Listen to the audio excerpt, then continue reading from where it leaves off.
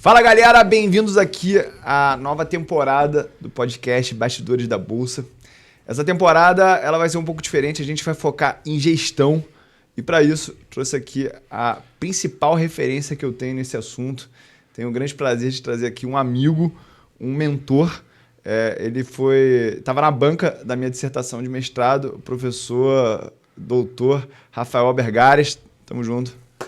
Professor, meu amigo. Como é que você tá? Tudo certo? Tudo bem, Ulisses. Grande honra estar aqui com você, meu amigo. Olha só, gente. Primeiro, eu quero falar aqui um pouco da minha história com o Dr. Rafael. Eu vou começar a chamar ele de Rafael daqui a pouco para também a gente não ficar botando a moral dele muito lá em cima, porque ele merece, tá?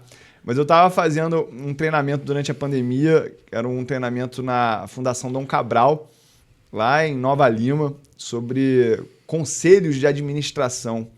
Então, eu, um pouco desinibido, estava lá no meio da Covid e comecei a trocar ideia com todo mundo que estava lá na turma.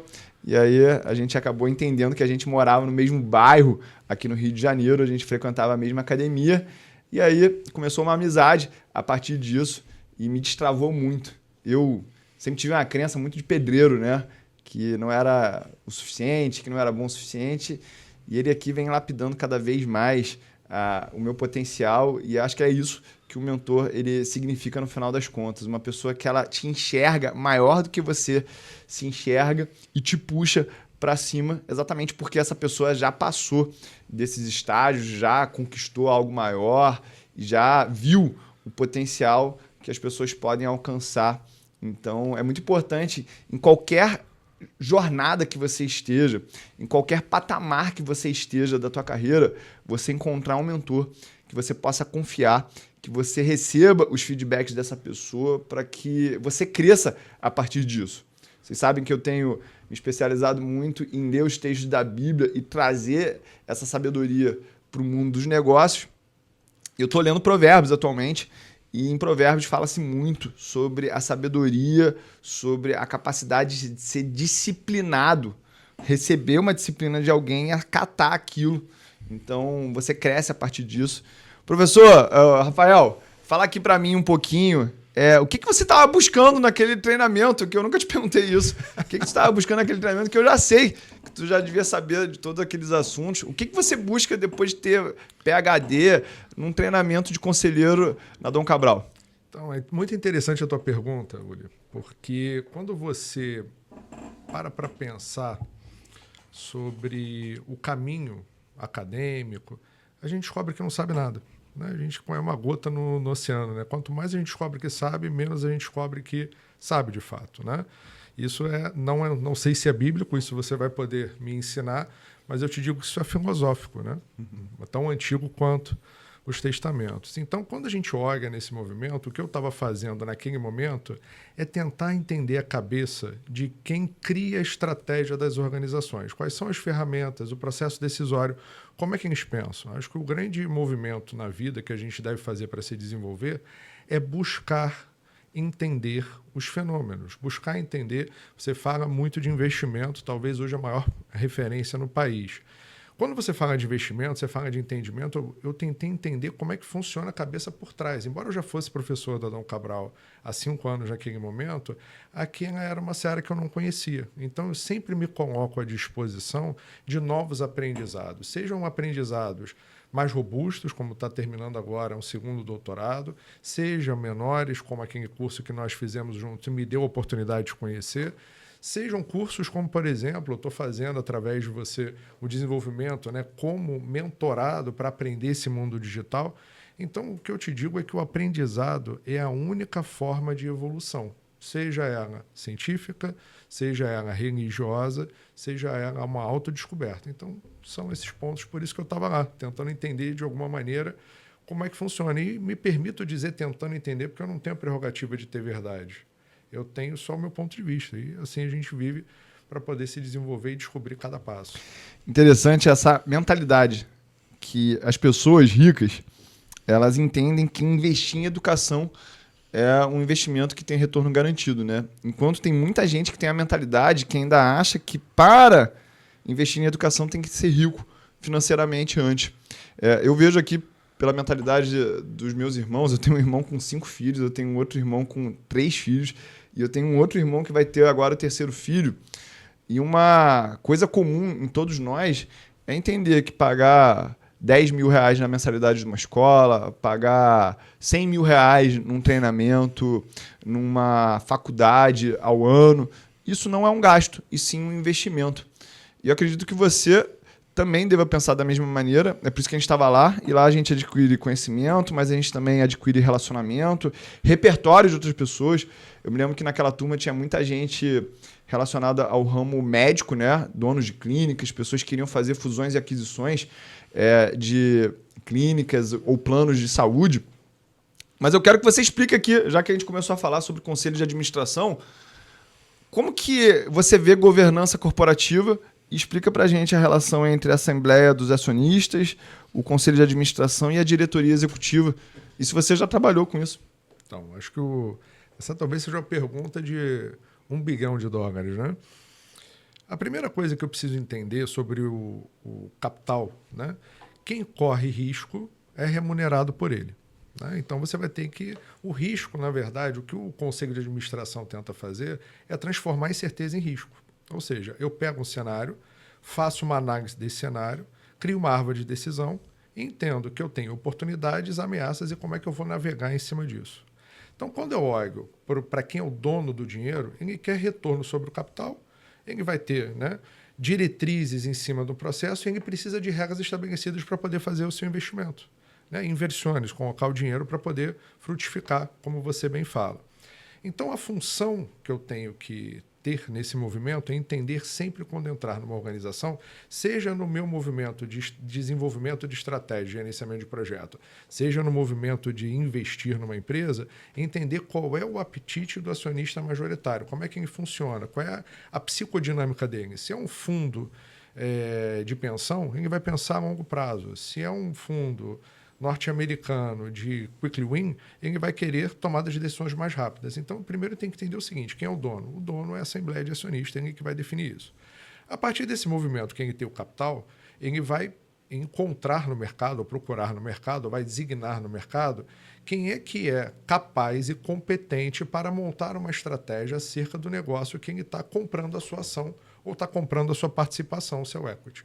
Esse é o papel do Conselho de Administração, que é, de alguma maneira, estruturar, conhecer as competências internas da organização, transformar isso de uma maneira clara e robusta, de acordo com regras estabelecidas, e aí sim entra a governança, onde você cria quais são as regras do jogo, estabelece o que você vai atingir, monta-se o tal do planejamento estratégico que muito se discute, que hoje é cada vez mais rápido a revisão. Né? Antigamente você montava o planejamento para 5, 10 anos, hoje você até pode o ter, mas a revisão dele é trimestral, né? Até porque você tem uma mudança de cenário muito rápida, e aí a função desse conselho de administração é designar alguém que possa dar direção e executar aquilo que está sendo demandado. E aí entra a diretoria executiva, ou seja, ela vai dar direção e vai executar aquilo que foi, de alguma maneira, estabelecido por essa outra administração. E aí você precisa ter uma regra do jogo estabelecida para que, na ponta, quem vai executar entenda para quem está executando. Quais são as regras, quais são os processos, qual é a tecnologia envolvida. Então, o que eu vejo, né, dentro das organizações, quem está dentro, né, do nível estratégico para baixo não tem a visibilidade do que acontece lá em cima na alta administração, tem uma característica muito comum de querer culpar o chefe, ou querer, de alguma maneira, não ter responsabilidade sobre aquilo que faz, ou ter uma terceirização da culpa. Quem está no conselho de administração não pode terceirizar para ninguém, e aquele que é o dono do capital e acaba sendo penalizado sem não estabelecer uma regra muito clara de quais são os movimentos e tempos ligados a esse ponto. Então, para poder frisar isso bem, né, se você acreditar que vai dar certo, acreditar que vai dar errado, você está certo de qualquer jeito. Agora, só acreditar não é o suficiente. Eu preciso da previsibilidade e competitividade para que o investidor possa tomar a decisão de colocar dinheiro ou dele poder sair. Então, basicamente, a governança corporativa, do ponto de vista do empresário que quer implementar ferramentas de governança, isso é uma maneira dele gerar valor para aquele equity dele, porque isso vai atrair investidores de uma maneira mais fácil, porque eles vão ter mais noção sobre as regras do jogo e como que as decisões e os conflitos são gerenciados. E do ponto de vista de quem é investidor, isso também oferece mais segurança. Para quem aqui não sabe, a gente tem um índice de governança corporativa na Bolsa Brasileira. Se você quiser investir nas empresas com melhor governança corporativa dentro do mercado brasileiro, o ETF é o GOV11, GOVE11. E muita gente se questiona, será que a Petrobras pode estar lá? Será que a Braskem pode estar lá? E esse é um tema também que ele está muito em voga hoje por causa de uma sigla chamada ESG. E a gente já teve um papo aqui no offline, como que o governança talvez seja a mais importante dessas letras. Mas vamos segurar um pouco esse assunto, porque eu quero que a galera conheça um pouco mais do Rafael. Rafael, tu veio de família rica, tu era milionário. Como é que você chegou aonde você está hoje? Fala um pouquinho aí. Que tipo de aluno que tu era na escola, no ensino médio? Eu comecei do zero. Eu vim do nada, né? Eu comecei de uma família muito humilde, né? E eu fui basicamente criado pela minha avó. E a minha avó, ela tinha uma premissa, que eu tinha que ser doutor. Entendo que para ela, com quinta série costureira, não necessariamente era ter o doutorado, mas ela falava que a única forma de você conseguir mudar era através da educação. Então, ela queria que eu tivesse um futuro melhor do que o que a gente tinha como realidade. E aí eu segui nesse caminho. Então, eu comecei desde cedo a me desenvolver, comecei fazendo engenharia, não gostei muito de engenharia, eu não era aquele aluno, né, nota 10, né? Eu era aquele aluno que respondia o que tinha que ser respondido, não tinha não era um aluno brilhante, né? Talvez, acho que o único diferencial que eu tinha, eu era muito amigo dos professores, né? E eu tinha uma característica de não precisar estudar. Então, isso me ajudava bastante, porque eu conseguia fazer toda a compilação de material sem muitas dificuldades. Então, era aquele aluno que trabalhava ali no seu 8 e estava tudo certo. Não era aquele aluno que competia com ninguém, né? E aí, quando eu entrei no mercado de trabalho, né, eu comecei a trabalhar muito cedo, fazendo uma longa história curta, meu primeiro emprego foi de office boy, fui entregar cópia no centro do Rio de Janeiro, né? E aí, quando eu fui para poder estudar, né? Porque o caminho que eu tinha era esse, para poder, né, me desenvolver e estudar. E aí, o que aconteceu? Eu cresci muito rápido, né? Por que eu cresci muito rápido? Qual foi o caminho que eu peguei? Isso pode ser uma jornada para vocês. Eu aprendi desde cedo de que alguém já fez o que eu estou tentando fazer melhor do que eu e subiu. Então, eu passei mais a observar os padrões e primeiro entender o que está acontecendo, entender o porquê das coisas para depois entender o que fazer. A maioria das pessoas está preocupada com o que fazer, eu estou preocupado por que eu faço aquilo, né? Então, essa é uma mentalidade que talvez tenha sido um grande divisor de águas. Então, quando, com 24 anos, eu já era consultor sênior dentro da Petrobras. Coisa, na época, absolutamente impensável pelas credenciais que eu já tinha. Eu sou administrador por formação, larguei engenharia, fui para administração, fiz o MBA em gerenciamento de projeto, fiz, na época, a certificação mais robusta que tinha no mercado para gerenciamento de projeto, que é PMP do PMI. Não concordei com a certificação, fundei uma associação aqui no Brasil, né, chamada IPMA, trouxe da Europa para cá, hoje eu presido essa associação. E, sem dúvida, é a terceira maior certificadora do mundo, né? Ela traz, inclusive, muito essa questão de integração de negócio, pessoas, ou seja, cultura organizacional, e aí sim as práticas de gestão. Então, a gente tem uma visão holística sobre o que acontece. E o meu caminho foi de evolução, até eu entender, né, isso é importante também, que eu não tinha, até chegar a cargo de CEO, já fui subsecretário de Estado, tanto de Ciência e Tecnologia, fui responsável por toda a Ciência e Tecnologia no Estado do Rio de Janeiro, fui de integração de programas sociais, eu tinha uma carteira de quase 2 bilhões de reais de programas sociais e tinha que fazer a gestão disso, né, no estado caótico, como é o Rio de Janeiro naquela época, não sei se mudou muito hoje. E dentro desse processo, talvez a característica que eu tenha que mais tenha me permitido. Aos 32 anos eu já era professor de mestrado da Sorbonne, fui convidado para fazer palestra na ONU para falar sobre gestão de projeto, a importância disso como divisor de águas para as organizações, na época, para governo, né? É a minha capacidade de querer sempre entender e, mais do que entender, meter a mão e fazer. Porque criticar, qualquer um faz. As pessoas são ótimas, né, para falar como é que né, você deveria seguir a sua vida. Eu sigo o exemplo do que as pessoas fazem, não aquilo que elas falam. Então, eu sempre tentei, de alguma maneira, ser o exemplo, o parâmetro, né? E eu tive uma sorte muito grande, né? Aos 21 anos, eu encontrei minha mulher, né? A gente vai fazer um segundo casamento, 20 anos juntos. E isso, para mim, também foi um grande ponto, né, na minha vida adulta de divisão de água, porque ela sempre me reforçou positivamente. A gente criou um lar, né? E eu sei que hoje a sociedade ela tem algumas idiosincrasias que não me cabe aqui discussão, mas se você não tem uma família, você não estrutura um lar, eu não vim de um lar estruturado, enfim, meu pai foi embora quando eu tinha 11 meses, a minha mãe era muito jovem, enfim, tem algumas... história triste todo mundo tem para contar a sua, não vou entrar aqui muito nesse mérito. Mas o que eu te digo é que não é porque você veio de um lar triste ou de um lar sem recurso que você é pobre. Pobre é quem tem a cabeça de pobre, né? Quem tem a cabeça da pobreza, da escassez, de você não investir. Então, todo o dinheiro que eu tive na minha vida, né, eu reverti para o meu estudo. Então, assim, eu estudo desde que me conheço por gente, nunca parei de estudar, estou vendo agora para entrar em outro curso para poder me desenvolver, focado especificamente em ESG, em Engenharia Ambiental na UFRJ, para fazer um pós-doutorado. Então, assim, a minha função de vida através do conhecimento, mudou a minha vida. Então, como isso para mim é um exemplo, eu comecei com 24 anos a ser professor de MBA. Nunca dei aula em graduação, talvez porque eu não tenha perfil, eu era uma pessoa um pouco esquentada, né? Eu passei por uma UPP, uma unidade psicóloga pacificadora, né? Para poder domar os meus instintos, né? Domar meu temperamento.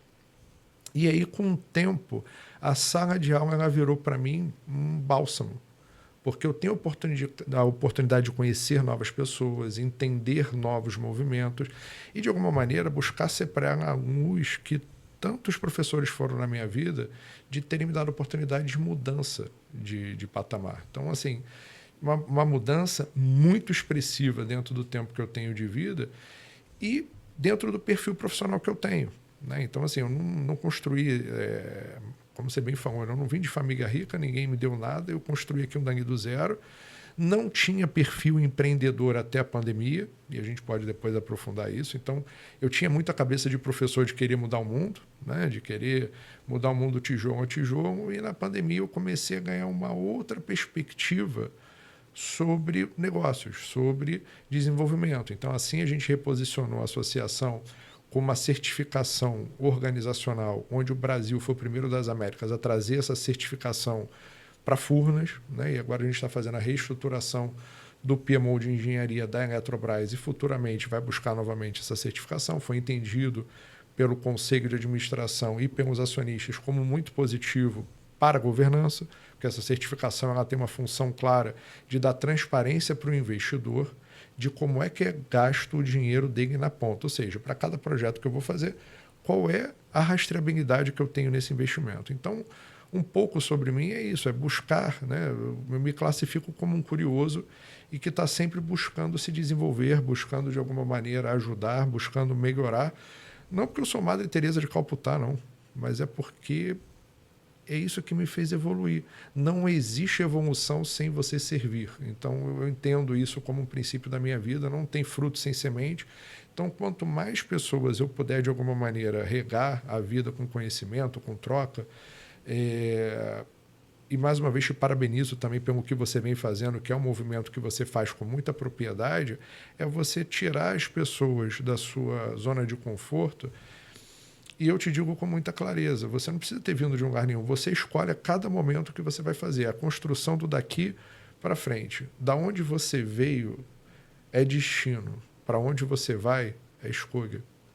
Então essa é a minha filosofia de vida. Duas coisas que me chamou a atenção que eu quero ver. O pessoal lá que fez o mestrado comigo, que você era o mentor de todo mundo, pô, muita gente se leva dos maiores bancos do Brasil. E as pessoas te respeitam muito lá.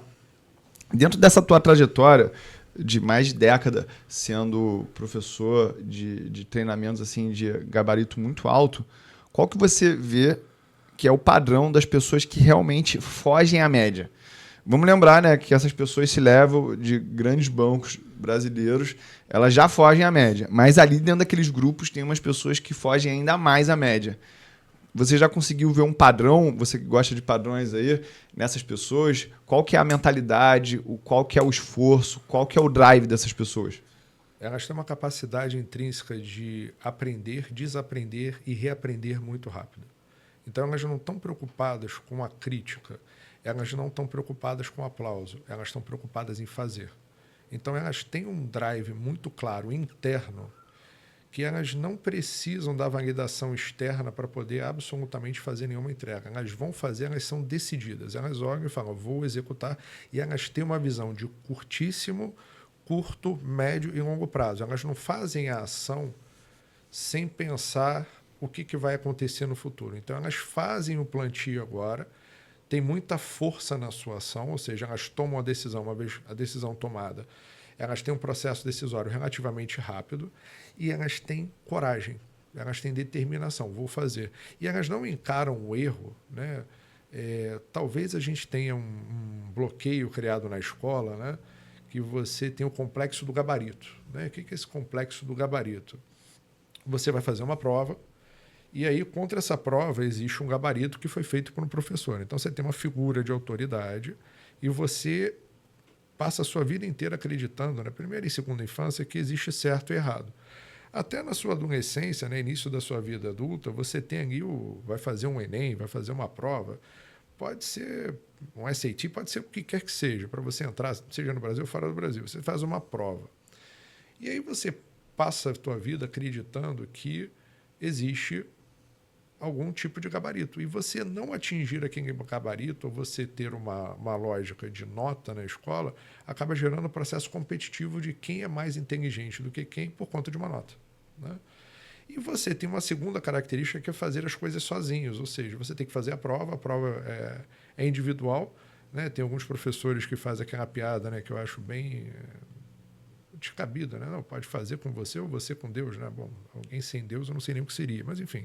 Então, dentro dessa movimentação, esse indivíduo ele cresce e ele precisa de uma validação externa de um parâmetro ou ele não consegue fazer, né? E aí isso torna ele, muitas vezes, inábil para lidar com a pressão do dia a dia, né? Não existe gestão com manual de instrução. Não existe negócio que você vai fazer que, de alguma maneira, ele vai te ter um gabarito do que vai fazer para poder dar certo. Não existe esse número mágico, não existe uma estratégia correta, senão nenhuma empresa quebrava. Né?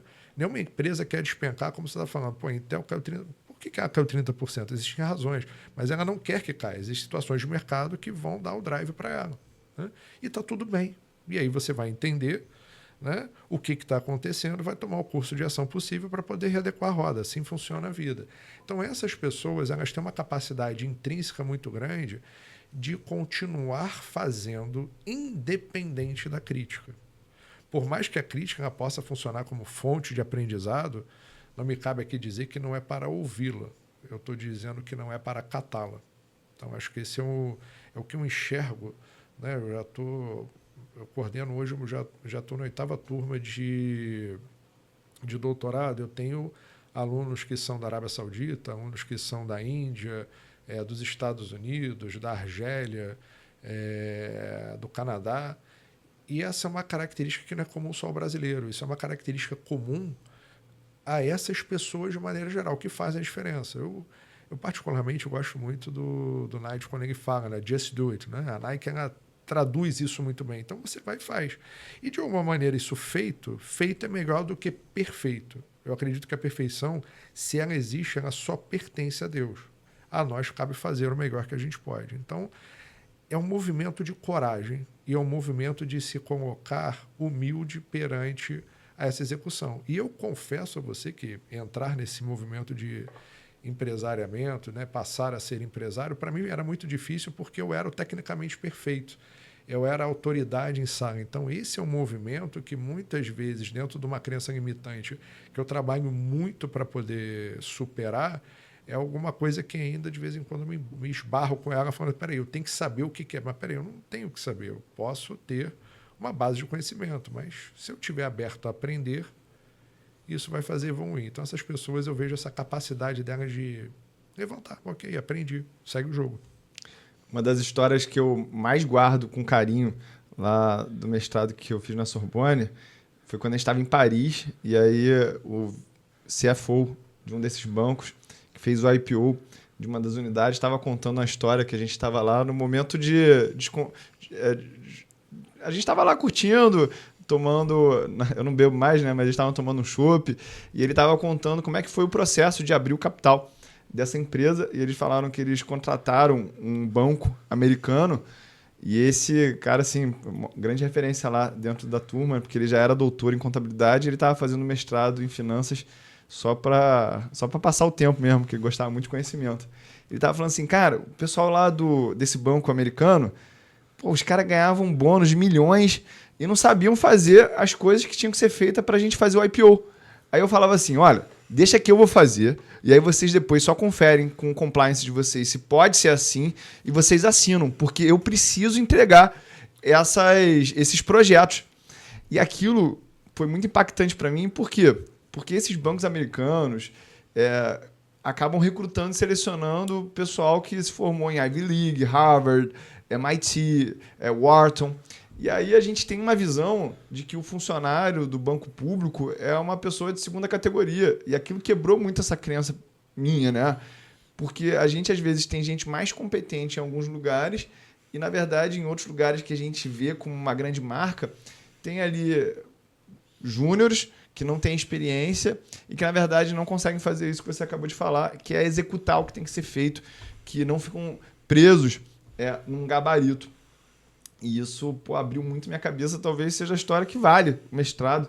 Eu, pessoalmente, tenho essas histórias, as vivências. O Rafael, para quem não sabe, tem um irmão também que é doutor, que é o Nathalie, que está fazendo um projeto comigo, com meu sogro, de um livro sobre as parábolas da Bíblia. E teve um dia lá que a gente ficou andando em Paris, tipo umas 6 horas conversando sobre a vida. E aquilo para mim valeu muito mais do que as aulas, não que as aulas não tenham valido, né? Mas essa troca entre essas pessoas, isso para mim foi muito valioso e isso agrega muito em conhecimento, porque eu meio que fiz projetos depois do mestrado com quase todos os alunos da minha turma. Eu penso em fazer outro exatamente porque eu não quero diploma, eu quero esse relacionamento. E essas portas, elas foram abertas também para você como professor. A gente está aqui, é claro, fazendo esse podcast agora, mas tu chegou a fazer negócio com alunos que você acabou sendo professor na época? Olha, eu já fui CEO da empresa de um aluno, né, que tinha uma empresa de engenharia. E foi um negócio muito interessante, porque a gente ficou namorando quase 2 anos, né, até o negócio acontecer. E depois, por várias razões, como ele tinha muita família envolvida no processo, rola aquela história de ciúme, aí começa você ter um movimento que aquilo aí não funciona, porque a empresa familiar tem... Se você não é filho de, casado com, né, ou não tem quem sobrenome, você tem uma limitação dentro do processo, a menos que a empresa queira passar por um processo de transformação. Isso, né? Isso é um problema de governança ou não? Se ela tiver capital aberto, isso é um problema de governança seríssimo. Né? Se ela não tiver capital aberto, o capital for próprio, ok. Né? Eu vejo empresas familiares gigantes faturando bilhões que o CEO é o filho e o presidente do conselho é o pai e a mãe faz... ok. O dinheiro... Eu digo o seguinte, bicho, cada um faz o que quiser com o dinheiro, expõe em risco da maneira que achar devido. Então, a governança da empresa... ela tem, qualquer organização que seja, tem direito a fazer isso sem qualquer tipo de restrição, desde que não use dinheiro de terceiros ou que não esteja dentro, por exemplo, da Bolsa. E se eu estou com dinheiro aberto em Bolsa, ou se eu sou uma SA, eu tenho regras que tenham que ser cumpridas, eu preciso, de alguma maneira, estar alinhado a isso. Agora, se o capital é seu, siga a lei, faça de acordo com a legalidade, claro, né? Mas é a tomada de decisão. Um caso emblemático aí recente que a gente tem no mercado de capitais brasileiro é a da Vivara. A Vivara, durante muito tempo, que é da família Kaufmann, tinha o filho como CEO, o filho vendeu as ações e aí o patriarca ele saiu do conselho e quis voltar para a presidência como cargo de CEO, né? E isso gerou uma desvalorização das ações absurda. Então o mercado ele penaliza sim e a gente... tem que ter responsabilidade. até porque existe uma responsabilidade nos conselhos, né? Isso aí foi uma das coisas que eu aprendi que me broxou quando eu fiz lá o treinamento de conselheiro, que o conselheiro, ele tá falando aqui claramente, né, com a bunda na janela, porque ele responde com o CPF dele. Então, para quem tem patrimônio e está ali numa empresa que está fazendo coisa errada, e aí a gente estudou muito na época o caso da Braskem, que teve aquele acidente ambiental no Brasil, os conselheiros ali estavam numa situação muito arriscada. Então, você tem que tomar muito cuidado quando você é conselheiro independente ou não de uma empresa. Ô, Rafa, vamos aqui também explicar para a galera. Aqui no Rio de Janeiro a gente vai na mesma academia, né? Então a gente liga muito pro corpo. Então sempre tem um projeto verão. E aí projeto eu vejo que virou uma palavra muito banalizada por muitas pessoas, porque virou uma piada, né? Tu vai fazer um projeto para tu fracassar nesse projeto. Explica pra gente aí o que é um projeto do ponto de vista técnico, qual que é a importância de um projeto, por que estruturar as coisas em forma de projeto? Toda vez que eu tenho uma ideia, né, eu digo que a tonelada da ideia vale em 5 centavos. Né? Então, toda vez que eu tenho uma ideia, preciso mobilizar recurso, preciso fazer uma alteração na realidade. Né? Eu estou fazendo o quê? Uma projeção. Então, eu vou na etimologia da palavra. O projeto, ou seja, eu faço uma projeção de que aquilo que eu estou imaginando, que é a ideia que eu estou tendo, ela vai gerar um impacto positivo na realidade. Não existe... Vou usar aqui licença poética. Não existe projeto de pioria. Né? Então, todo projeto, né, toda projeção, ela pressupõe que você está querendo gerar uma melhoria na realidade, né, e que isso vai gerar um benefício percebido por alguma parte interessada. Né? Então, a projeção, né, quando você fala de projeto, você está falando de transformar algo que não existe em algo existente, seja um produto ou seja um serviço absolutamente novo ou uma variação daquilo que já é existente. Né? Então, isso é o projeto. Quando você fala de gestão da projeção, como é que eu mobilizo recurso, né? E aí eu estou dizendo pessoas, material, equipamento, dinheiro, para poder, ao longo desse processo, garantir a entrega daquilo que eu me comprometi a fazer. Quando eu vou para uma empresa de capital intensivo, quando eu pego, por exemplo, uma Vale, uma Petrobras, né, que são projetos de capital de grande volume, 3, 4, 5, 10 bilhões, eu já trabalhei num projeto de 21 bilhões de dólares, você precisa dar para o investidor qual é a rastreabilidade, ou seja, quais são as entregas que vão ser feitas ao longo do caminho para você garantir que um projeto que depois de 10 anos, que ele foi iniciado o seu business case, que no final eu vou ter essa entrega, como é que foi feita a evolução desse investimento?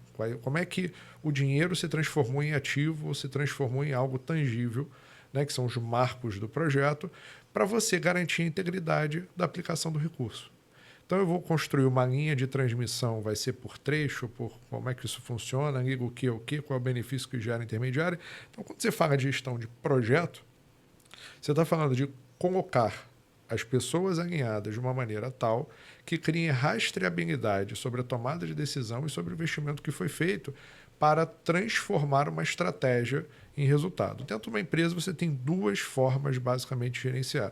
Manter as operações correntes, né, que isso é processo, ou seja, se repete ao longo do tempo, e criar inovação sobre o teu concorrente, que isso é um postulado Schumpeter da década de 30, que só vai se manter competitiva a firma que cria inovação perante os seus concorrentes. Então, quando você trabalha num cenário como a gente tem hoje, extremamente agressivo e competitivo, a busca pela gestão de projetos e por novos projetos é que vai te levar a ter uma remuneração maior sobre o teu capital, porque você não vai pagar para ter a mesma coisa acontecendo. Então, hoje, para você ter uma ideia, 30% do PIB global é aplicação em projeto. Novos produtos, novas tecnologias, novos desenvolvimentos, novas aplicações, novos serviços.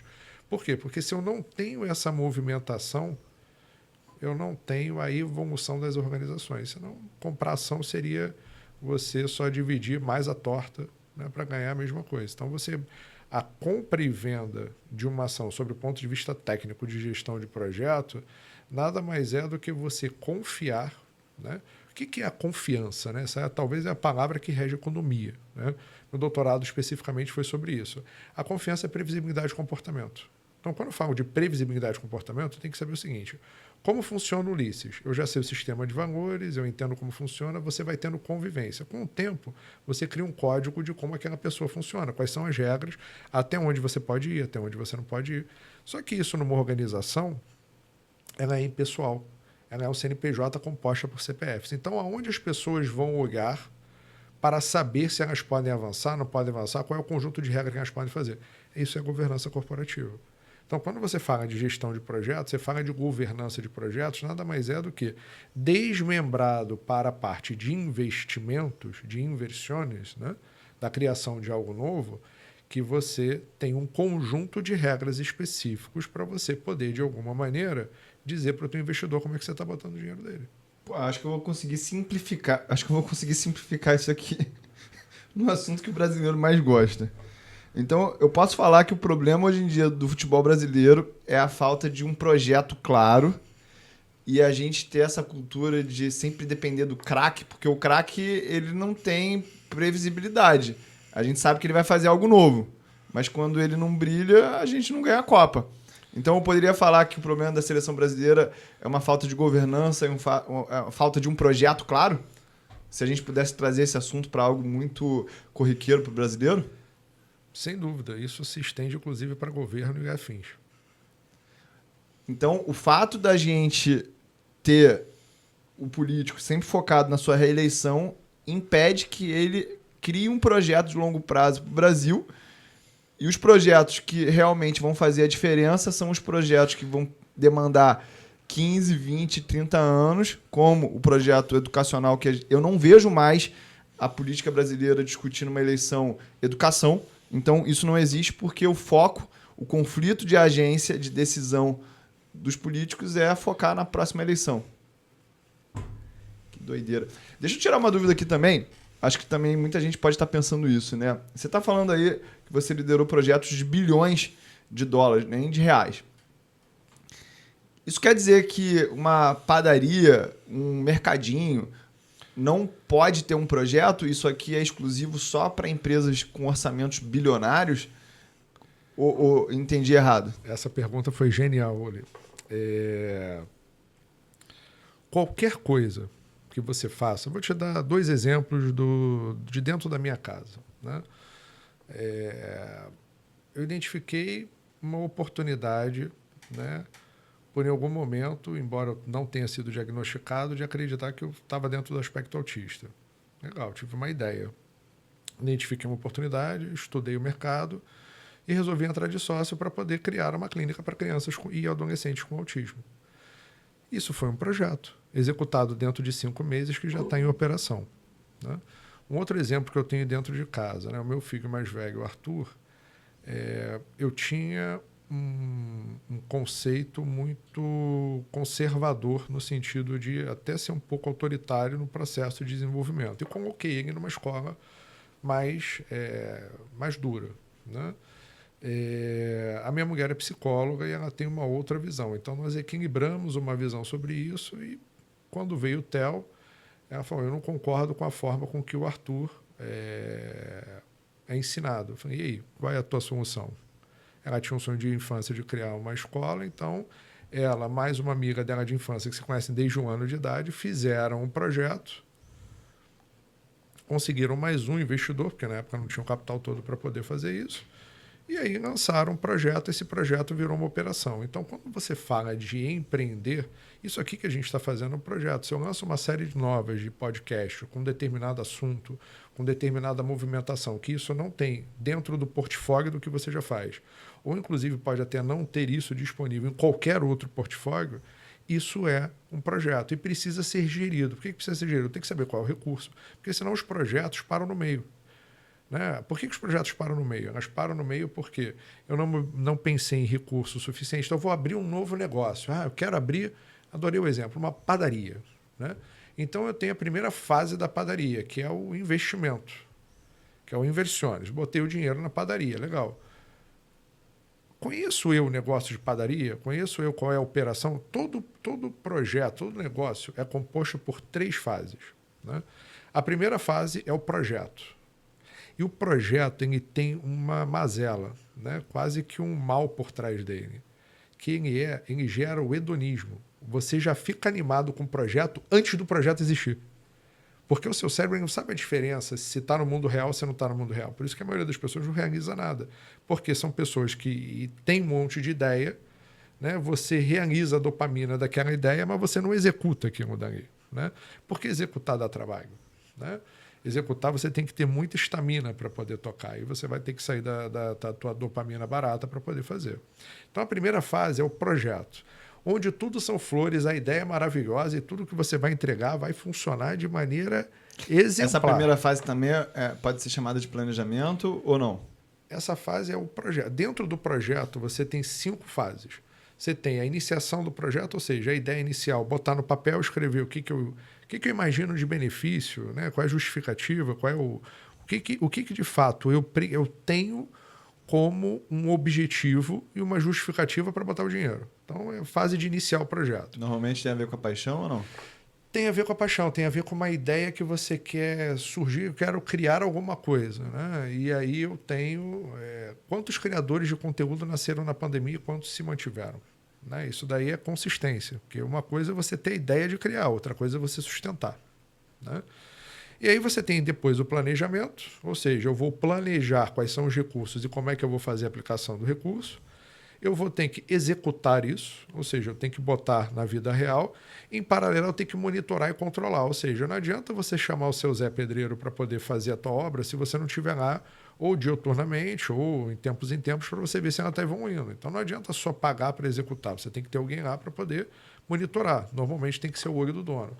E aí você vai ter a fase de entrega final do projeto ou do encerramento do projeto, ou seja, fechou. Isso daqui serve para construir uma padaria, serve para você construir uma refinaria. Então, não depende de porte de projeto, fenômeno mesmo. Né? Vamos falar aqui, então, no caso... Se tu tá falando isso, eu tô pensando lá naquela igreja de Barcelona, na Sagrada Família, lá que nunca acaba. Mas eu vejo que o projeto de construir uma casa, eu acredito que as pessoas que têm um capital aí de 1 milhão, 2 milhões de reais, é muito comum elas falarem assim, olha, eu vou comprar um lote, vou comprar um terreno e vou construir uma casa e vou vender essa casa. Eu, por exemplo, tenho muitos alunos de Master Business que têm esse tipo de negócio e aí eu falo assim, olha, você vai ter um retorno, mas é bom você diversificar o teu capital aqui para dólar, porque você precisa entender como é que isso funciona na tua carteira. Mas dentro de um projeto imobiliário, com as taxas de juros do Brasil, se eu planejei fazer isso com 1 milhão e aí estourou o orçamento por causa da inflação, não sei, ou por causa de uma incompetência técnica, ou por causa de um atraso de uma licença de obra, ou porque eu não consegui vender aquele projeto no tempo certo, aquele VPL, que é o valor presente líquido, ele passa de positivo para negativo. Então a gente tem aí um gargalo que é o tempo, que a taxa de juros alta do Brasil joga contra esse empreendedor imobiliário, e a gente também tem... onde é que tu vê que essa taxa de juros ela atrapalha o empreendedorismo brasileiro? Ou isso é desculpa? Vamos lá. A taxa de juros no Brasil, o custo do Brasil... O Brasil está em crise desde que... Acho que foi descoberto. Então, esse... O pessoal odeia o Dom Pedro lá em Portugal. Assim, desde que o Brasil foi descoberto, depois que teve a independência, né, o Brasil está em crise. Né? Então, assim, a culpa... Eu estou no Saara. A culpa é porque está quente? Não, eu estou no Saara. Então, assim, esse papo para mim de que a taxa de juros no Brasil, essa briga que você tem entre o executivo, né, e o Banco Central, assim, não é justificável. Né? As coisas são como elas são. Então, quando eu entro num jogo, eu tenho que saber o seguinte, eu estou jogando basquete, eu não posso querer entrar com um taco de beisebol. Então, a taxa de juros no Brasil, ela é proibitiva para investimento. Ok. Capta dinheiro lá fora, faça uma tese de investimento que você seja robusta, procure um fundo e ele vai investir em você. Então, assim, esse papo eu acho lindo, o touch me emociona, mas para mim isso não é o ponto. Qual é o grande ponto para as organizações? E isso é o que eu particularmente, como associação, defendo. Né? Eu, no Brasil, represento a International Project Management Association. Foi a primeira associação de gerenciamento de projeto do mundo, fundada em 1965, né, na Holanda. Né? Hoje ela tem sede na Suíça. Qual é o grande ponto que a gente defende? Defende o seguinte. A primeira coisa que eu preciso fazer é entender qual é o negócio que eu estou entrando, qual é a regra do jogo. As pessoas, elas entram em investimento, e você fala muito isso, eu acho isso incrível. Qualquer investimento, elas entram, inclusive, também por emoção. O Kahneman fala sobre isso, né? O próprio imprint que você tem de memória é por conta da emoção que é causada para você. Então, a pessoa ela entra para... eu vou agora deixar de ser empregado e vou ser meu próprio patrão. Meu amigo, isso não existe. Porque você vai ser sempre... Existem 3 fases na vida de evolução. A primeira fase é a fase da dependência. Meus filhos, né? Eu tenho um de 9 e um de 11. Eles são dependentes de mim, assim como o Olivia é dependente de você. Quando eles chegarem na adolescência, o meu coração já dá aqui uma ataque cardíaco, que já estão chegando lá, a gente busca a independência. Né? Então, assim, primeiro eu tenho a dependência dos meus pais do ecossistema, eu quero ser independente, eu quero existir enquanto indivíduo. Isso é absolutamente natural. Né? Tanto os animais fazem isso, os mamíferos fazem isso, vão para o meio, né? Eles vão lutar com o bando, vão fazer e voltam. Né? Você tem um ritual em cima disso, nas tribos você tem um ritual para cima disso. Por quê? Porque o ser humano precisa se autoafirmar. É um processo psicológico absolutamente natural que é derivado dos próprios mamíferos, né? Para você poder atingir a vida adulta. E na vida adulta tem gente que ainda fica preso nessa história de ser independente. E aí você passa por uma terceira fase, que é a fase da interdependência. Então eu não dependo do Uli para nada, o Uli não depende de mim para nada, mas nós escolhemos caminhar juntos. Então, você cria uma interdependência. Né? E o que acontece? Né? As pessoas, quando elas resolvem empreender e não passaram por essa fase nas suas vidas pessoais, a culpa é do chefe, a culpa é do dono, a culpa é do patrão, a culpa é do Papai Noel, a culpa é de quem for. Né?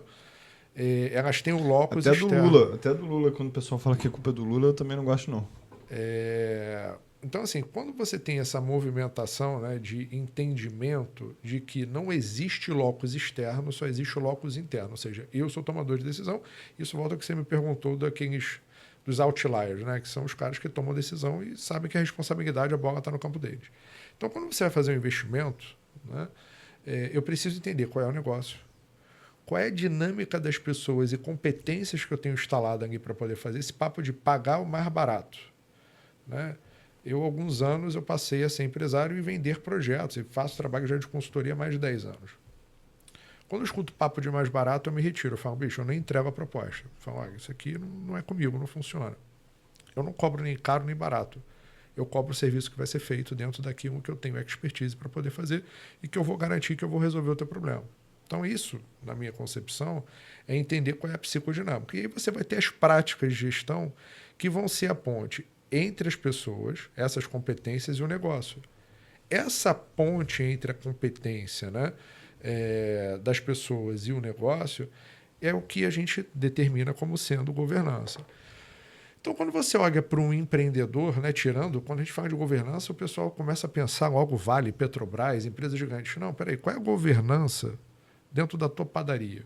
Né? Então, peraí, eu tenho que olhar as 3 fases. Eu falei da primeira, lá, que era projeto, que iniciação, planejamento, execução, monitoramento, controle e encerramento. Segunda fase é operação. É o OPEX, ou seja, como é que eu vou operar? Qual é a necessidade de capital que eu tenho para operar aqui dali durante quanto tempo? Né? Eu tenho que ter estudado o mercado para saber qual é uma média. Né? E existe uma terceira fase, é o close-out. Quero eu vender aqui dali ou quero transformar aqui dali num modelo replicável para que aqui dali exploda? Né? São tomadas de decisão. Você vê isso, por exemplo, com o Flávio Augusto lá com a WhatsApp, legal. Ele criou o modelo, ele criou a primeira e falou, pô, isso aqui é legal. Segunda, terceira. Na 100ª, ele falou, pô, isso daqui é replicável. Você vende e fica bilionário. Legal, funciona dessa maneira. Então eu tenho que entender que todo negócio é sempre baseado em 3 fases. Então não adianta. O brasileiro, ele tem pressa. O fator de determinação de sucesso na vida é o quanto planejado você é. Né? O planejamento não significa que você não executa. O planejamento faz com que você tenha dimensionamento de cenário para você minimamente saber qual é o recurso que você precisa para chegar onde você quer chegar. Eu não saio de casa para vir aqui, para poder gravar com você, saber se tem gasolina no meu carro. Isso é um planejamento mínimo que a gente faz no dia a dia e já está na nossa tomada de decisão. Quando você vai fazer isso num negócio, eu tenho que entender qual é a disponibilidade de caixa que eu preciso, qual é o ciclo do negócio. Então, quando eu falo assim, vou vender casa, um exemplo, claro que o mercado imobiliário é sazonal. Só que existe o que você defende, que são as tendências, que você pode usar isso, inclusive, para investimento, para se remunerar com isso. Então, tem que olhar para onde o mercado está indo. Posso jogar contra o mercado? Posso. Mas aí, dentro da teoria de portfólio, lá em Markowitz, na década de 50, ele fala da diversificação de portfólio para você. Serve isso para negócio, serve isso para ação, serve isso para qualquer coisa. Então, peraí. Isso daqui, X% desse negócio aqui, eu vou me expor. O que eu vejo, às vezes, as pessoas quebrando, e eu já quebrei, já fiz isso, é fazer o all-in. Então, assim, não, eu vou nisso aqui porque isso aqui é um negócio. Mas isso vem de muita história, vem de livro, né? Tem gente que fala muito de queimar os navios, queimar as pontes. Isso aí dá a história de herói no final. E as pessoas, elas são um pouco românticas nesse sentido. Tu vê na prática que não é assim que funciona? Olha, não existe o plano B, mas existem alternativas. É isso que é importante a gente entender. Assim, não existe plano B, mas você tem que ter uma garantia de... É claro, né? Deixa eu esclarecer isso, é importante. Quando não tinha nada e você precisa dar o salto, o medo ele é o maior fator de crescimento que existe na vida. Medo e escassez. O medo de você dar errado e de você não ter e de você falhar vai fazer com que você dê o salto mais forte que você pode dar. E você vai romper barreira assim. Pô, já vi essa cena no Batman, já. O Bruce Wayne faz isso quando ele tem que sair lá do poço, lá do Batman. É isso aí. Você nunca vai de alguma maneira, pular com toda a sua força, ou fazer o que você tem que fazer, se você não nasce, né? O bebê não rompe, né, para o nascimento, se ele não fizer toda a força dele para poder nascer. Então, quando você tem fases na sua vida e momentos na sua vida que sim, você vai precisar fazer isso. A partir do momento que você consegue estabelecer um modus operandi, você tem que fazer diversificação. Tem alguns negócios que eu faço isso. Olha, isso daqui eu vou colocar tudo, mas é tudo para este negócio aqui. Não é tudo da minha vida, é tudo para aquilo. Então, eu peguei, por exemplo, entrei de sócio nessa clínica para crianças e adolescentes com autismo. Eu peguei e dei tudo. Tudo que era destinado a investimento e minha capacidade. Sem me colocar... sem colocar minha caverna, que eu brinco, né? Minha caverna em risco. Então, peraí. Tem minha família, tem meus filhos. O senso de preservação zero que qualquer ser humano deveria ter, na minha percepção, ou ele tem negligencia, e é outra discussão, é você manter a função, pelo menos entendo eu, né, do homem, enfim, essa é uma discussão muito longa, é você manter a integridade da tua caverna, ou seja, a integridade da sua família. Então, isso você não pode abrir mão, né?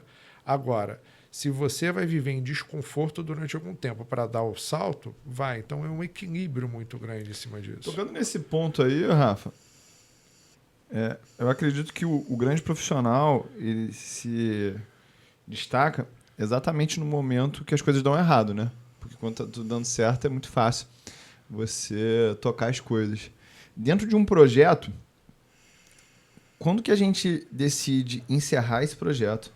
Quando que a gente decide pivotar um projeto? E quando a gente entende que aquele erro que está acontecendo naquele projeto, ele é uma peça que você tem que substituir.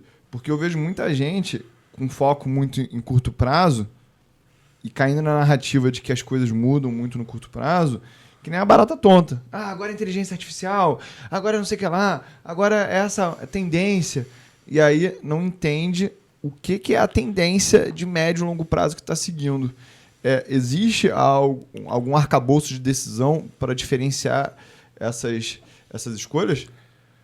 Olha, existe um arcabouço, mas ele é só uma crença. Por quê? Quando você está falando de projeção, você está falando de futuro, né?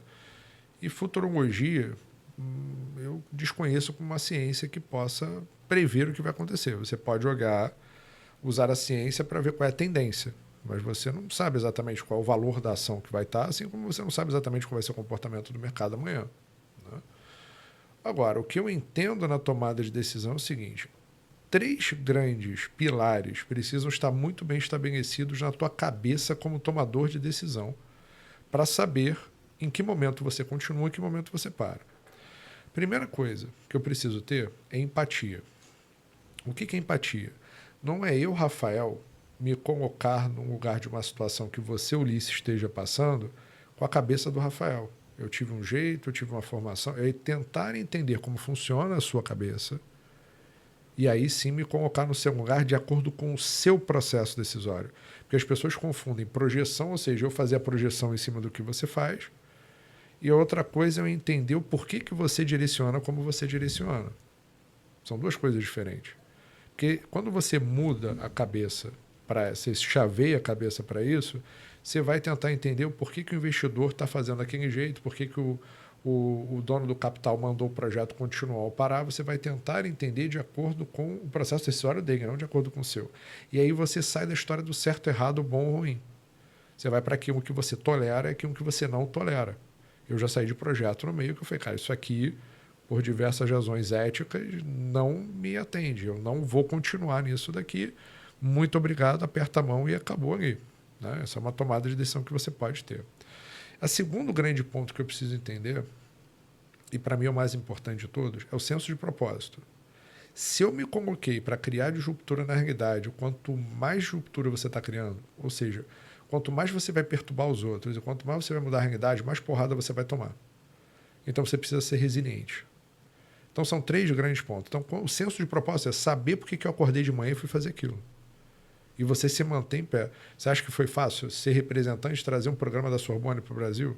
Representar Bordeaux, já representei a G, fui dar aula na Universidade da Califórnia, brasileiro que saiu do nada, como eu contei aqui no início da minha história. Só que eu falei, quando eu me casei, eu fui para Paris e pensei que nunca mais ia voltar lá. Né? Então eu caminhei aquilo ali tudo como se não houvesse amanhã. E eu passei em frente à Sorbonne, no teatro onde foi a formatura ano passado, e falei para a mulher, eu vou dar aula aqui. Ela olhou para minha cara e falou, você vai dar aula aqui. Sendo que na época, assim, eu dava aula na Veiga de Almeida, que foi onde eu me formei, e estava começando a dar aula na UFRJ e já estava pivotando para poder entrar na FGV. Né? Eu falei, vou dar aula aqui. Assim, alguém que não tem background, que não teve ninguém para poder trabalhar como mentor no sentido de entrar em aula. Falar que vai entrar, você tem que ter senso de propósito. Falar assim, eu vou fazer isso aqui acontecer. E esse terceiro ponto que é a resiliência, que na realidade essa terceira competência ela evolui, vira antifragilidade, porque tem uma hora que você toma tanta porrada que o que já te batem já não faz mais diferença. Não que você vai virar um saco de pancada que você não vai reagir, mas você consegue ignorar. Quanto mais te batem, mais forte você fica. Quanto mais você apanhar, porque você quer mudar o status quo, mais consolida a tua vontade que o status quo tem que ser mudado. Então, assim, esse é a grande ponte que você precisa para entender o seguinte. Para o projeto, eu tenho que ter empatia para fazer o seguinte. Espera aí, tem condição de contorno? Tem dinheiro para isso? A Airbus é um exemplo disso, o A380. O A380, sob o ponto de vista de projeto, talvez tenha sido uma das maiores falhas da história da humanidade sob o ponto de vista de investimento. Ele não era para ter vendido tão pouco, ele vendeu quase 300 unidades, era para ter sido vendido a 1.200 unidades. Né? Colocou a Airbus em concordata, né? Teve que entrar fundo soberano francês para poder bancar a Airbus de pé. Só que foi o maior projeto de engenharia em série, em escala global, da história da aviação. Isso permitiu que o aprendizado organizacional deles gerasse o A350, que tirou ela de uma posição onde ela tinha 20% do market share, onde ela chegou a ter quase 80% de market share. Hoje ela está em torno de 60%, que era a discussão dela versus a Boeing. Pô, esse é o business case que eu quero ver no segundo episódio dessa série de podcast. Porque isso aí mostra como é que um fracasso na nossa vida pode se tornar o combustível para uma vitória lá na frente, né? Então, essa é a capacidade de aprender, desaprender e de reaprender. Porque o Airbus A380 ele mudou toda a cadeia de logística e de cadeia de suprimento da Airbus. Isso fez com que ela criasse novas competências que não teria criado se ela não tivesse cometido a falha de fazer o A380. E que se tem discussão se é uma falha ou se não é uma falha. Então, o que eu acredito na vida, eu já quebrei 2 vezes na minha vida. Quebrarei a terceira? Pouco provável, porque eu aprendi a diversificar. Então, mas no começo, quando você não tem nada, você sai do zero, ou você coloca o all-in, ou você vai ser mais um, você vai ser medíocre. Romper a barreira de você deixar a ambiência, tenho acompanhado, você que me introduziu esse mundo, né, do digital, que eu não sabia nem quem era Pablo de Marçal, não sabia quem era o Wayne, não sabia nada, né? Eu era um zero à esquerda nesse movimento. De tão focado em livro e artigo que eu era, eu não tinha essa movimentação de saber o que são esses pensadores, né? Eu vou chamar eles de pensadores porque, de alguma maneira, assim como você, eles geram a contribuição deles dentro do nicho do que eles fazem. Então, é muito válido, porque você está exposto ao público para tomar porrada o tempo todo, você tem que ter um grau de resiliência muito grande.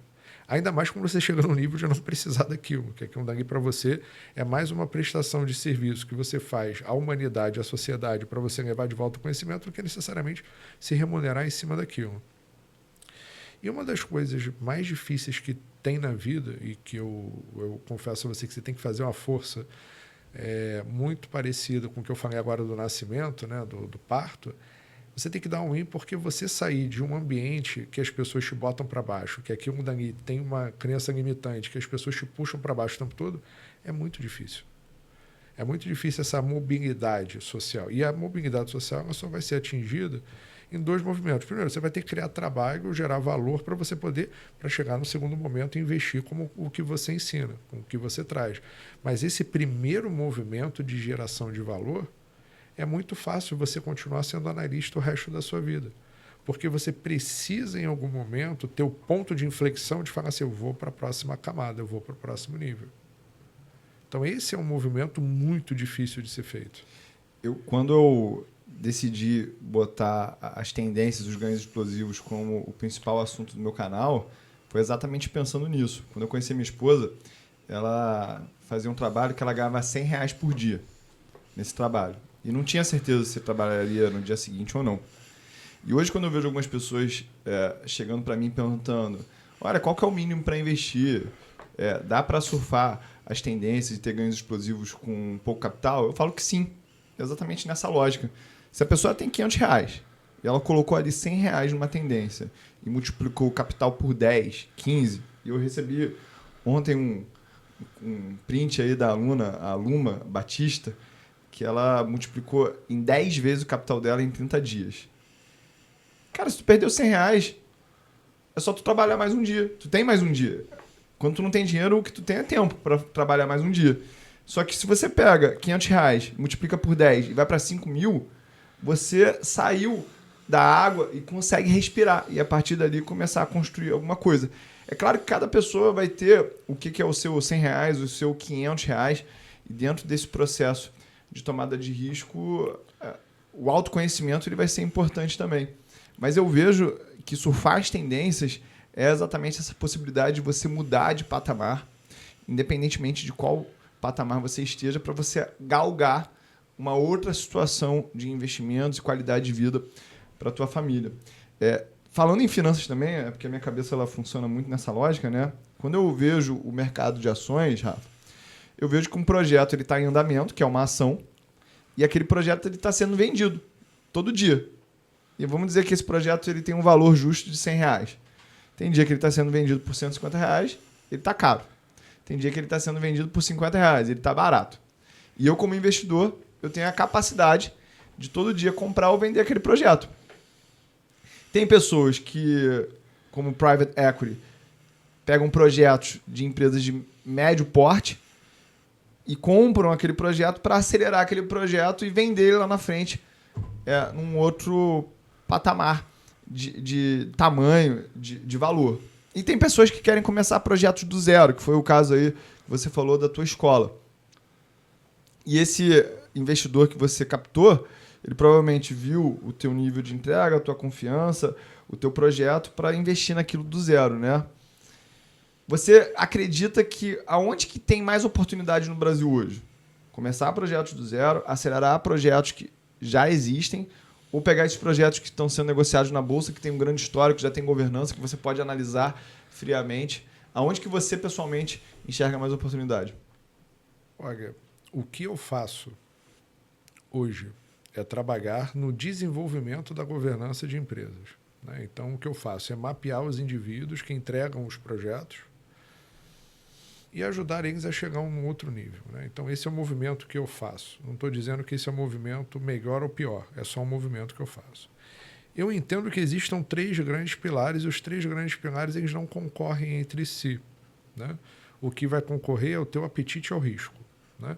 Quando você investe, e esse é um desbloqueio que eu ainda vou fazer com você, você acredita que aquilo que está sendo feito com o capital vai ser feito. Então, quando eu coloco R$5.000 numa empresa, eu tenho que avaliar qual é a capacidade dela de entrega, o que ela já fez, qual é o histórico, toda a parte dela, né, de balanço, enfim, toda a estruturação dela para eu saber se aquilo dali vai acontecer ou não vai acontecer. O risco ele é relativamente menor e o ganho também relativamente menor. Né? Quando eu tenho uma aceleração no private equity, a história é outra. A história é você pegar uma empresa que ela já tem a geração de fluxo de caixa, porque senão você está pegando uma bomba relógio para poder, né, estourar na sua cabeça, e você vai, de alguma maneira, fazer a implementação de 4 grandes pontos lá dentro. Você vai ver quem são as pessoas e mapear essas pessoas, vai mapear e vai estruturar processo, vai botar tecnologia para o processo rodar e isso vai gerar resultado. Então, isso é uma outra pegada. Então, você tem que ter uma equipe multidisciplinar para poder fazer isso. Como professor, né, como eu já estou há 17 anos nesse métier, coordeno programas de MBA, de mestrado e de doutorado, eu tenho acesso a pessoas que são excelentes naquilo que já fazem. Então, esse é um acesso que eu tenho, mas que talvez um profissional que esteja no dia a dia, ele não vai ter acesso a isso. E eu ainda não estabeleci isso, porque isso ainda hoje não é minha prioridade, mas é um próximo movimento que é até mentorado por você, que é uma mentoria aqui, né? E para e passo síncrona, é um movimento que pode vir a ser feito no futuro breve. Né? Então, quando eu falo assim de começar, o private equity é para quem tem competência. Competência vem do latim ter o direito de falar ou de julgar. Então, quando eu falo competente ou incompetente, não tem a ver de maneira jocosa alguma. A competência do direito de você emitir uma opinião baseado naquilo que você tem como constato de conhecimento, né, do que você fez no dia a dia e da teoria que você tem por trás do dia a dia. Quando você olha para o que você, para o pilar de investimento em empresas já estabelecidas, você está entrando num jogo, e mais uma vez, num jogo assistido por um profissional como você, não é você lá tentar fazer. Né? Talvez eu tenha resistência porque eu já perdi dinheiro nessa história. Então, assim, como eu fui sem método, eu tentei pular no lago, vi que não nadava, quase morri afogado e falei, opa, vou sair fora. Então, com a estrutura do método, quando você tem um caminho para esse método, isso funciona.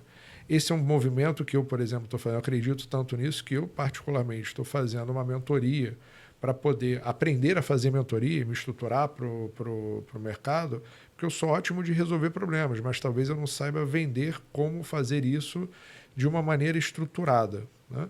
Então, o que eu te digo não é em que você vai investir, aonde está a sua competência. E se você não tem competência, aqui é o seu desejo, que você possa procurar, aqueles que estão aqui nos ouvindo, você possa procurar quem o tenha, para que você possa se desenvolver. Então, é uma escolha. Agora, não existe caminho certo, não existe caminho errado. A responsabilidade sobre a sua vida, a partir do momento que você é adulto, é sua. Não é mais de uma terceira parte. Tem trauma de infância, vai para um psicólogo, resolve a parada. Como você vai resolver isso, passa a ser responsabilidade sua. O grande passo é a escolha que você vai fazer e escolha ir com pessoas que já passaram pelo caminho que você quer passar. A gente não precisa passar sozinho. Eu tinha esse complexo de querer fazer as coisas sozinho, e ainda venço isso um pouco, o complexo de aceitar ajuda. Né? Às vezes a gente quer ser autossuficiente. Então, se despir e passar a ter humildade, saber que você não nasceu em Krypton e que mesmo o super-homem precisa da Lois Lane, né? Porque senão ele não opera bem, você vai prosperar. Seja qualquer cenário. Dentro dessa lógica, eu aqui depois de... Pô, já atendi já mais de 500 pessoas em mentorias individuais, assim, de alto valor agregado, né? Então eu vejo que eu tenho a capacidade de acelerar as pessoas para digitalizar a parte comercial dessas empresas e estrutura de capital nisso, né? Mas eu vejo também que é muito importante que essas empresas elas desenvolvam um método nas suas atividades, que elas fortaleçam a cultura e como incentivar essas pessoas. E aí, nesse ponto, eu vejo um conceito que no mundo dos bancos de investimentos, e eu acho que ainda é pouco difundido no Brasil, são as metodologias de partnership, onde muita gente que não consegue achar um comprador para a empresa começa a vender a empresa para os seus próprios colaboradores. São pessoas que entendem o negócio, estão compradas emocionalmente no negócio e querem uma hora se tornar parte daquele capital e elas, como não têm dinheiro, acabam pagando com o seu trabalho. Então eu vejo muita oportunidade em pessoas que não tiveram a oportunidade de estudar nos lugares que a gente estudou, ter o repertório que a gente teve, viver as experiências que a gente viveu, pessoas precisando de ajuda nesse sentido, de acelerar a digitalização da parte comercial da empresa, arrumar a estrutura de capital, que eu acho que é muito negligenciada no Brasil, e esse tripé aqui de método, cultura e incentivos, principalmente por partnership. Dentro desse processo, Rafa, eu vejo também muita gente que gosta de se vangloriar. Ah, eu sou self-made, eu só estudei até a escola, não fiz faculdade, e essa história de mestrado, doutorado, isso aí é muito teórico, mas não serve na prática para mim, para o meu negócio. Como é que você responde para essas pessoas? Se você me disser como é que o mundo evoluiu e chegou onde está hoje, né, e você negligenciar a ciência, você talvez esteja mais perdido do que segue um tiroteio, né? Então, assim, é só você olhar para o mundo. Tem alguém desenvolvendo alguma coisa, essas pessoas para poder desenvolver. A grande função da faculdade, né? Existe uma prerrogativa que eu tenho me perguntado muito, né? Por que existe ainda uma resistência ainda, né? A isso. A faculdade não tem função de te dar emprego. Né? Alguém, porque eu vou ter uma profissão. Isso há 30 anos atrás, talvez. A principal função da faculdade é te dar método científico para você ter uma cabeça estruturada, para você ter começo, meio e fim, e ter um repertório quando você ainda não esteve exposto ao mercado de trabalho, para você não chegar no mercado de trabalho zerado. Então, essa é a função da faculdade, não tem nenhuma função além disso. Onde você vai criar os seus vínculos que potencialmente vão te levar, né, a círculos de minimamente estruturados, como a gente, num curso de curta duração, conseguiu se encontrar e criar essas relações. Então, não é o capital intelectual, é o capital social. Né? É você aprender que você tem tempo para entregar as coisas, os trabalhos, a prova. Na vida com o cliente, você vai ter os seus tempos e movimentos para dizer que minimamente você pode ser constante. Então, talvez, o primeiro passo que eu enxergo dentro do processo de uma faculdade é você ter a constância da entrega. É você ser capaz de comparecer num lugar e você ter a constância daquilo, seguir pelas tarefas e dentro de um fluxo. Né? Quando você vai para um MBA, você está tentando, de alguma maneira, aprimorar aquilo que você entende que é uma debilidade sua. Né? Ou aprofundar aquilo que você acredita que é uma força. Então, eu vou trabalhar para poder fazer isso. Agora, eu costumo brincar que no MBA eu aprendi a fazer aquele trabalho que demorava um semestre inteiro na faculdade em um dia. É isso. Você aprende poder de síntese. Todo dia tu conseguir fazer o TCC. É isso aí. Então, assim, você vai pegar a tua capacidade de acelerar o seu processo decisório. No mestrado, a função é você entender o seguinte: quanto minúsculo você é no oceano de conhecimento. E você vê que existem vários, você ganha humildade no mestrado, onde você vai entender o que é metodologia científica a fundo, o que é uma pesquisa, como é que funciona, que existe um mundo, e mais uma vez, você vai aprofundar o seu ciclo social. Quando você chega no doutorado, você chega na criação do conhecimento. Né? E aí você está encontrando qual é o limite do conhecimento, e aí você tem um processo que vai te ajudar muito no mundo dos negócios, que é o processo de investigação. Quando você tem uma crença limitante, você vai falar, legal, pessoas mais felizes, né, são mais produtivas. Isso é uma crença geral na administração. Ninguém conseguiu comprovar isso ainda. Então, assim, o que é pessoas felizes são produtivas, o que é produtividade, o que é... Você aprende a separar, então o teu processo decisório se aprimora. Não confundam, isso é muito importante depois de lidar com, sei lá, centenas, né, de pessoas bem-sucedidas que eu tive a oportunidade de interagir. Dinheiro não é unidade de medida de felicidade e nem de chegar a algum lugar. É claro que ele te ajuda muito, né? Mas ele não é unidade de medida. Ele é um indicador, assim como o velocímetro no painel do seu carro vai te dizer onde você está. Ou talvez ele seja o tanque de combustível e dizer quanto combustível você tem para poder ir. Legal você ter, né, combustível infinito, mas isso não define as relações humanas. Então eu preciso ter um entendimento de que o trabalho, né, o pouco que eu sei da palavra, né, Pedro diz que aquele que não trabalha não merece nem um prato de comida, né? O meu psicólogo é muito focado nessa parte bíblica, enfim, dentro da lógica dele. E eu entendo que o trabalho, a entrega para a sociedade, não é pelo valor monetário que você recebe, mas o valor monetário que você recebe, ele reflete o valor percebido das pessoas. Então, teve uma fala sua, em algum recorte que eu vi na tua rede que eu achei muito legal.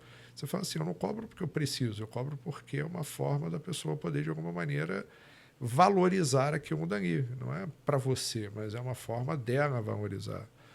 Quando você paga uma mentoria, você não está pagando para o mentor ser seu salvador de alguma coisa. Você está pagando para você poder se comprometer com aquilo que você resolveu fazer. Então, a unidade financeira, ela é importante, ela é essencial, mas ela não é o fundamental. O fundamental é quais são os valores que você tem, quais são as pessoas com quem você convive e como é que você se sente com isso. Porque o que eu conheço de pessoas que têm muito dinheiro, mas que são vazias e que... Aquilo dali para ela é nada, assim, dinheiro no banco parado, faz o quê? Você pega lá 1 bilhão no banco, olha para ele, para uma montanha de dinheiro, legal. Pode se transformar num monte de coisa, mas se não tiver com quem tiver do seu lado para transformar aquilo dali em alguma coisa, aquilo dali é só papel, não vira memória, não vira construção. Então, eu vejo que o trabalho, aqueles que estão aqui nos assistindo, é claro que você deve buscar, sim, o dinheiro como liberdade. Eu demorei muito para aprender isso na minha vida. Foi uma virada de chave que eu tive no dia, inclusive, que eu fui caminhar com você no dia do nascimento da Olivia. Talvez você não tenha noção de quanto você mudou minha vida ali. Numa conversa, né? Então, esse é o poder de fazer um curso. Sim. Então, essas pessoas, quando elas olham, né, e falam assim, teve um curso, eu vou citar a pessoa, né, que...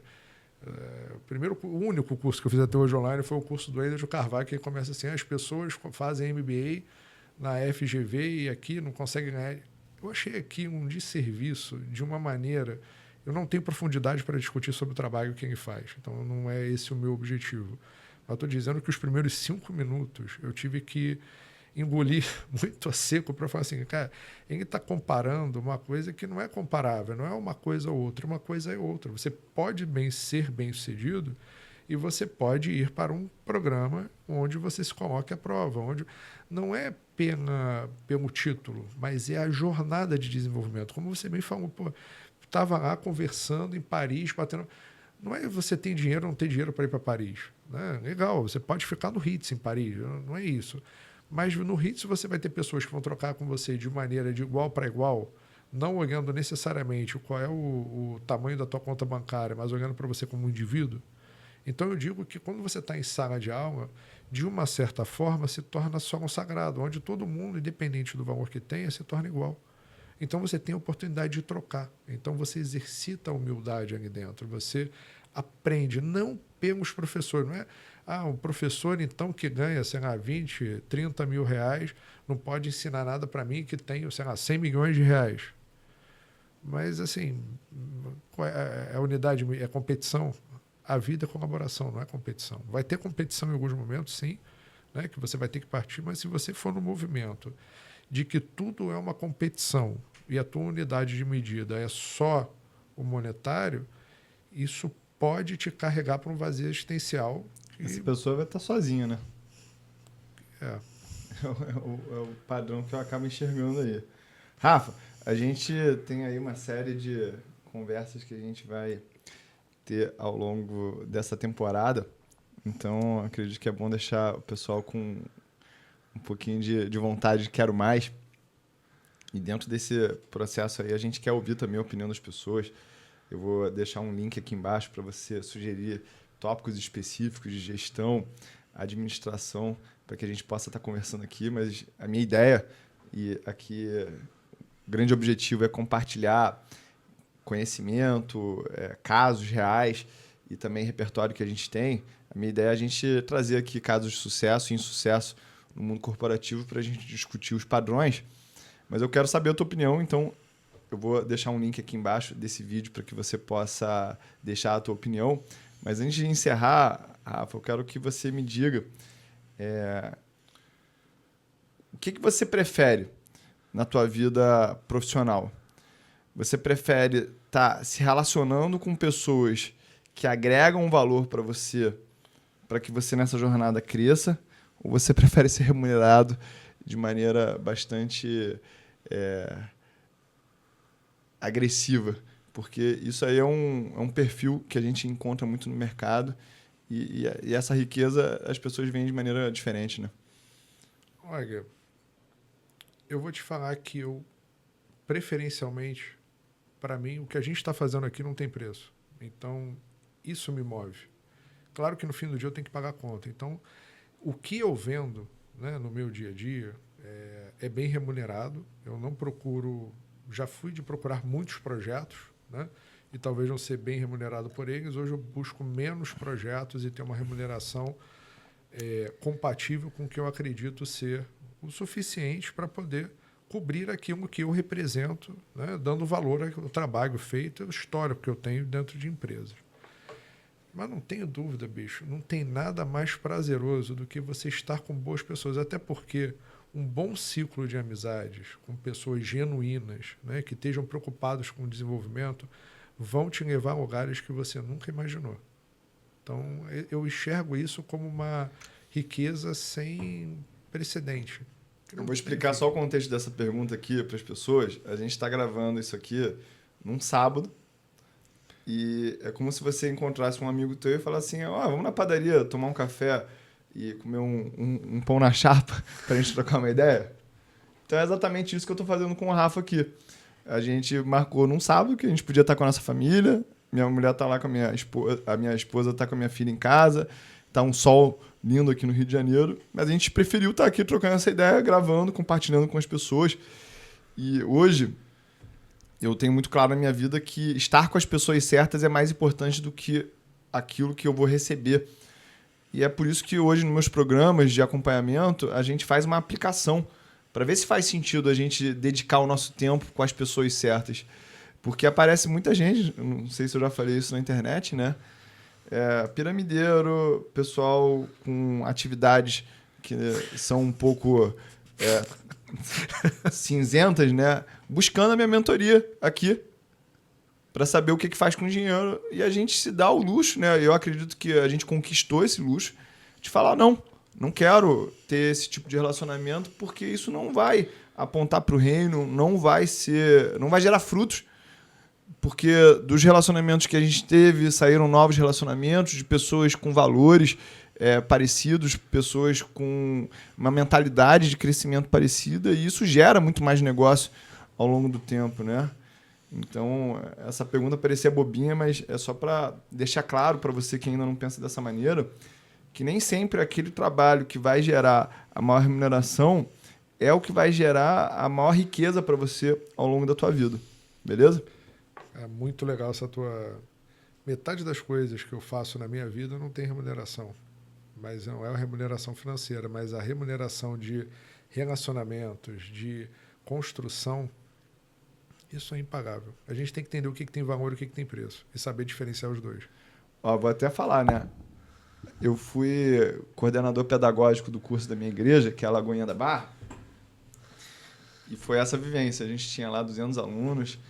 Muita gente não podia pagar para estar nos meus treinamentos formais e tem a oportunidade de estar lá com a gente dentro da igreja. Eu vou até convidar o Rafa para a próxima edição do treinamento. Então, se você está escutando isso aqui e você ainda está no início da tua jornada empreendedora, você não tem dinheiro, e você mora no Rio, dá um jeito de saber quando vai rolar esse próximo treinamento da igreja para que você possa estar lá aprendendo, porque de lá saiu muita coisa, muito fruto bom. E é isso, né? A gente equilibrar na nossa vida essa dinâmica de fazer a nossa atividade profissional e ser remunerado por isso, mas também fazer o trabalho social junto à nossa congregação e não ter aquela remuneração por isso, mas estar apontando a nossa vida para o reino.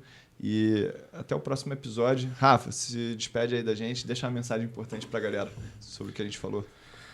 Volto à mensagem que falamos lá atrás, né? Faça, apenas faça, faça o teu melhor. Você vai ser criticado se você fizer, se você não fizer. Foca em você, foca na tua família, foca em Deus, o resto acontece. Tamo junto, irmão. Obrigado. Deus abençoe esse projeto aqui. É só o começo, galera. Tamo junto.